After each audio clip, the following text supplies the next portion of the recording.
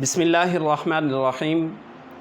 नाज़रीन मोहतरम, आज आपके सामने एक ऐसा वजीफ़ा लेकर आए हैं कि इस वजीफ़े के करने के सबब जो दोस्त आपस में नाराज़ होते हैं, मियाँ बीवी आपस में नाराज़ होते हैं, बहन भाई आपस में नाराज़ होते हैं, जो कोई ये वजीफ़ा कर लेगा, जितनी ही बड़ी सी बड़ी कोई दुश्मनी हो, जितनी ही बड़ी से बड़ी किसी के साथ कोई नाराज़गी हो, इंशाअल्लाह अज़ीज़ इस वजीफ़े के करने से आपके दिलों के अंदर अल्लाह रब्बुल इज़्ज़त मोहब्बत पैदा कर देगा और आप जो हैं वो राज़ी हो जाएंगे। अब वो वजीफ़ा कौन सा है कि जिसके करने के सबब दो दिलों को आपस में जोड़ दिया जाता है, दो लोगों को आपस में मिला दिया जाता है।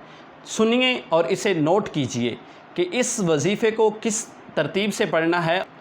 अब ये वजीफ़ा क्या है? ये वजीफ़ा है कि रोज़ाना की बुनियाद पर 786 मरतबा बिस्मिल्लाहिर्रहमानिर्रहीम पढ़ लेना है। बिस्मिल्लाहिर्रहमानिर्रहीम 786 मरतबा इसको पढ़ना है और पढ़कर किसी मीठी चीज़ पर इसे दम कर देना है। वो चीनी की सूरत में हो सकती है, गुड़ की सूरत में हो सकती है, या कोई भी ऐसी मीठी चीज़ जिसके ऊपर इस वजीफ़े को पढ़कर आप फूंक मार दें और फिर वही मीठी चीज़ अपने उस दोस्त को, अपनी बहन को, भाई को, अपनी बीवी को, या बीवी अपने खामंद को खिला दे।